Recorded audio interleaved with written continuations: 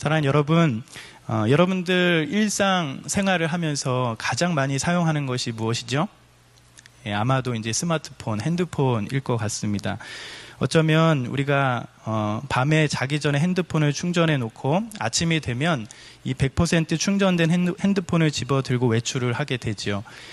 충전된 폰을 가지고 하루를 살면서 때로는 전화도 하기도 하고 유튜브도 보기도 하고 또 중요할 때마다 앱을 켜서 사용하는, 어쩌면 요즘 핸드폰을 가지고 다닌다면 못하는 것 없이 온갖 일을 다 할 수 있을 정도로 핸드폰을 많이 사용하기도 합니다. 그런데 여러분, 이렇게 핸드폰을 사용하게 된다면 집에 나오기 전 100% 충전된 핸드폰이 어떻게 될까요? 아무리 좋은 배터리가 있더라도 점점 배터리의 용량이 줄어들게 되는 것을 알 수 있죠. 100% 충전된 그 핸드폰이 70%, 40%, 20%, 10% 이렇게 점점 배터리의 용량이 떨어지게 됩니다. 그렇게 되면 아무리 성능이 뛰어난 배터리라도 핸드폰이라도 결국엔 배터리가 다 되면 결국 핸드폰이 꺼지고 다시금 핸드폰을 사용할 수 없는 상태가 되기도 하지요.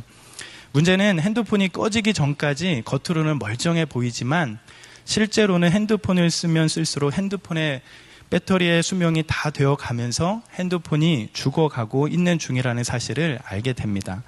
아무리 좋은 성능을 가진 핸드폰이라도 쓰면 쓸수록 배터리가 닳고 죽어가고 있는 중이라는 사실을 인식하지 못하고 우리가 핸드폰을 사용한다라는 것이죠. 사랑하는 여러분, 우리의 영적인 상태도 이와 마찬가지라는 생각이 듭니다. 겉으로는 교회 열심히 다니고 때로는 열심히 사역도 하고 때로는 자신이 감당해야 할 일도 열심히 하고 때로는 미래에 대해 열심히 준비하는 것 같지만 정작 우리의 삶에서 예수님께 붙어있지 않는다면 우리는 보이지 않는 속에서 서서히 힘을 잃어가고 영적인 배터리가 바닥나고 있다는 사실을 알지 못하게 되는 것이죠. 예수님께 붙어있지 않으면서도 정작 우리가 죽어가고 있다라는 생각을 하지 못하게 되는 것입니다. 그래서 여러분, 오늘 말씀에 보면 이런 우리를 향하여 예수님께서는 어떻게 말씀하시죠? 내 안에 거하라. 너희가 나를 떠나서 아무것도 할 수 없음이라. 이런 말씀을 우리들에게 하십니다. 즉 우리가 어떻게 살아야 하는지, 어떤 모양으로 있어야 하는지, 어떤 일을 해야 하는지, 어떤 성과를 내고 어떤 열매를 맺고 어떤 모습으로 살아가고 있는지 그것이 중요한 것이 아니라 우선적으로 우리가 어디에 연결되어 있어야 하는지, 우리의 중심이 어디에 연결되어야 하는지 그것을 말씀해 가고 있다라는 것이에요. 뿐만 아니라 다른 의미로 본다면 우리 자신이 예수님을 떠나서는 아무것도 할 수 없는 자들임을 알 수 있는 것입니다. 우리 스스로가 할 수 있는 일이라고는 아무것도 없다라는 사실을 알게 되지요. 사랑하는 여러분, 예수님께서는 내 안에 거하라 이렇게 말씀하십니다. 여기서 거하다라는 뜻은 붙어 있다, 머물러 있다라는 뜻으로 바꾸어 쓸 수 있는데 이것이 무엇을 의미하는 것입니까? 어떻게 보면 지속적인 관계를 유지하는 그런 의미를 담고 있다라는 사실을 알게 됩니다. 다른 표현으로 한다면 우리가 예수님과 하나됨, 예수님과 연합하는 그 의미가 여기에 담겨 있는 것이죠. 우리의 신앙의 본질이 어떤 형식과 방법, 때로는 외적인 모습에 있는 것이 아니라 그런 종교적인 열심이 우리를 단단하게 만드는 것이 아니라 얼마나 그리스도와 연결되어 있는지, 그리스도께 머물러 있는지 그것이 얼마나 중요한지 알게 되는 겁니다. 우리의 신앙의 가장 근본인 물음은 우리가 얼마나 그리스도 안에 머물러 있는지, 예수님과 얼마만큼 지속적인 관계를 유지하는지, 얼마만큼 예수님과 하나 되고 있는지 그것이 중요함을 알게 되는 겁니다. 많은 청년들은 이렇게 생각하는 사람도 있을 겁니다. 나는 열심히 교회에 나가고 있고 매주일 예배를 드리면서 살고 있습니다. 종교적인 생활을 열심히 하고 있어요. 봉사도 많이 하고 열심히 헌금 생활도 하고 있어요. 주일을 한 번도 빼먹지 않고 그렇게 신앙생활하고 있어. 나는 신앙생활을 잘하고 있는 것 같아. 이렇게 말하는 사람도 있을 겁니다. 그러나 성경은 그것이 우리의 믿음의 모든 생활을 나타내는 것이 아님을 말씀해 가는 거죠. 어쩌면 예수님께 가까이 있는 것으로 만족하지 말고 예수님 근처에 있다고 안심하지 말고 오로지 주님 안에 있어야 한다라고 말씀하고 있는 겁니다. 주님 안에 머무르고 그 안에 지속적인 관계를 유지하는 것이 중요하다라는 사실을 말씀해 주는 거죠. 얼마만큼 주님과 하나 되기를 힘쓰고 있는지, 그것이 중요하다는 사실을 거듭거듭 말씀해 가고 있습니다. 그렇다면 여러분, 주님 안에 머무르는 것은 무엇일까요? 그 안에 지속적으로 연결되는 것은 무엇일까요? 한 가지는 하나님께서 우리에게 주신 은혜의 수단이 하나님의 말씀과 가까이 하는 것에 있습니다. 오늘 말씀의 연장선에 있는 말씀, 요한복음 15장 7절을 보면 어떤 말씀이 있습니까? 너희가 내 안에 거하고 내 말이 너희 안에 거하면 이라고 하는 말씀이 있습니다. 즉 우리가 하나님의 말씀 안에 거하는 것이죠. 그것이 지속적으로 예수님 안에 머무르는 길이라는 겁니다. 여러분, 말씀은 나를 꾸짖는 거울이고 내 영혼을 채우는 양식입니다. 어쩌면 말씀 없이 산다라는 것은 아무런 음식 없이 살고 싶다라는 말과 같은 것이죠. 여러분, 금식해 보신 적 있으신가요? 하루라도 한 끼를 굶으면 어떻게 되죠? 배고파서 못 견디는 일들이 있지 않습니까? 우리가 밥을 먹으면서도 그 밥의 힘에 의해서 생명을 연장하고 힘을 얻어가는 일이 있는 것처럼 하나님의 말씀에 따른 중심이 없다면 우리의 영적인 삶도 고갈되고 무너질 수밖에 없다라는 겁니다. 언젠가는 바닥이 보이는 삶을 살게 된다라는 것이죠. 또한 예수님 안에 머무르기 위해서 무엇이 필요할까요? 하나님과의 사귐 있는 기도가 필요합니다. 요한복음 15장 7절 하반절에 보면 또 이런 말씀이 있죠. 무엇이든지 원하는 대로 구하라, 그리하면 이루리라. 이렇게 말씀합니다. 여러분, 기도는 우리의 요청을 하나님께 전달하는 시간이기보다는 하나님께 붙어있는 시간이라 말할 수도 있는 겁니다.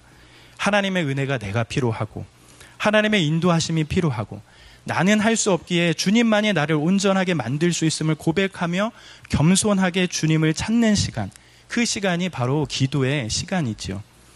그렇게 기도가 끊어지면 주님과의 관계가 끊어지는 것이고 연결이 약해지면 우리의 영혼이 메말라 갈 수밖에 없다라는 겁니다.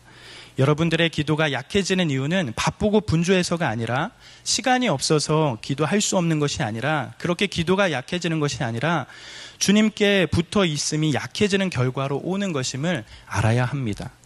뿐만 아니라 하나 더 반드시 알아야 할 사항은 반드시 공동체와 함께 연결되어 있다라는 것이, 연결되는 것이 필요함을 알아야 합니다. 여러분, 신앙은 개인적이지만 절대 독립적일 수 없습니다. 오늘도 포도나무와 가지의 비유를 우리 주님께서 말씀하시는데, 여러분, 포도나무를 보면 포도나무 가지는 언제나 다른 가지 옆에 붙어 있다라는 사실을 알게 됩니다.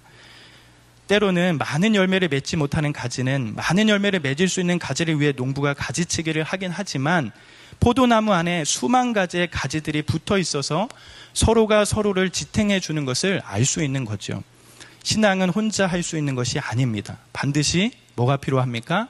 공동체가 필요하다는 사실을 알게 됩니다. 그러기에 때가 되면 될수록 지속적으로 영적인 모임에 참여하면서 다른 사람들과 영적인 연결에도 관심을 갖도록 해야 하는 것이죠. 우리는 이런 일들을 통해서 주님 안에 머물러 갈 수 있음을 알게 됩니다. 그런데 여러분, 여기서 한 가지 더 중요한 사실 하나가 더 있습니다. 바로 이 말씀 가운데 주님의 명령과 약속이 있다는 사실을 기억해야 합니다. 내 안에 거하라 라고 명령하신 그 주님께서 그 명령대로 나오는 자들을 향하여 하신 중요한 약속이 있다는 것을 아는 것이 중요합니다. 이 사실을 알 때 우리가 예수님 안에 거하는 귀한 명령에 힘을 얻게 되어진다는 겁니다. 여러분, 오늘 본문의 말씀 4절에 보면 이렇게 말씀하지요. 내 안에 거하라, 나도 너희 안에 거하리라. 우리 한번 이 말씀 같이 한번 읽어볼까요? 다시 한번. 내 안에 거하라, 나도 너희 안에 거하라. 즉 내 안에 너희가 거하면, 그리하면 우리 주님께서 어떻게 하신다고 약속하고 계십니까? 내 안에 거하라는 명령 가운데 어떤 약속을 하고 계시죠? 우리 주님께서도 우리 안에 거하신다고 약속하고 계시다라는 겁니다. 내 안에 거하라는 명령 뒤에 반드시 뒤따르는 약속이 있다라는 사실이죠.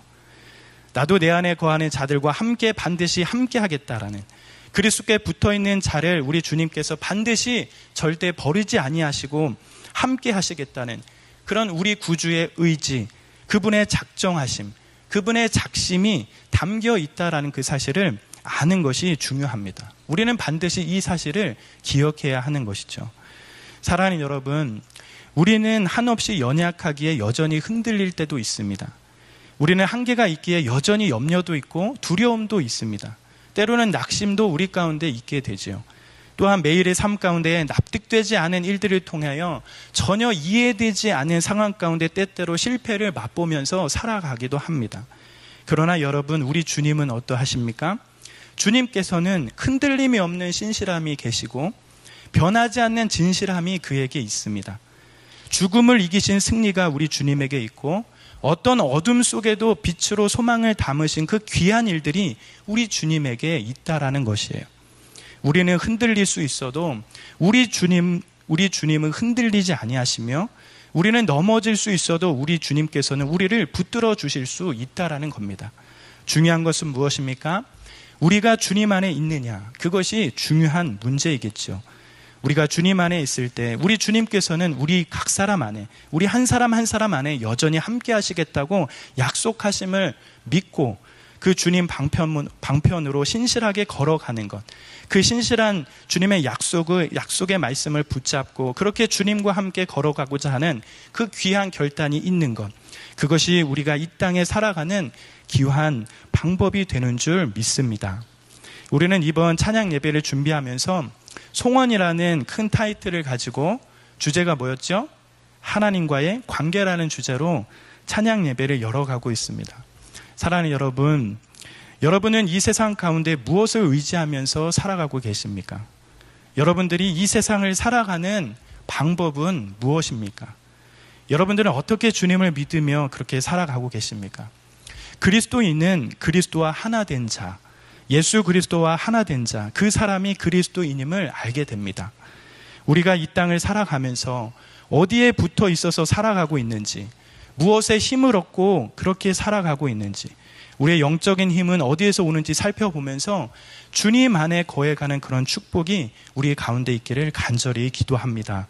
사랑하는 여러분, 우리가 이 시대를 살아가면서 너무 많은 일들을 짊어지고 살아갑니다.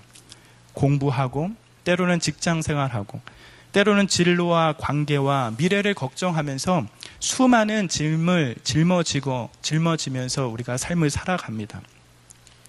이 시간들을 살아가면서 때로는 정말 포기하고 싶은 그런 순간들도 우리 삶 가운데 맞닥뜨려 있지요. 그러나 여러분 기억할 것은 우리가 주님 안에 있을 때 우리 안에 계신 주님께서도 우리를 절대 포기하지 않는 그 사실을 기억하면서 매일의 삶 가운데 주님께 기대어가는 그런 믿음의 삶이 되기를 간절히 기도합니다. 많이 흔들리고 무너질지라도 주님 안에 있으면 언젠가는 다시 일어날 힘을 주시리라 믿습니다.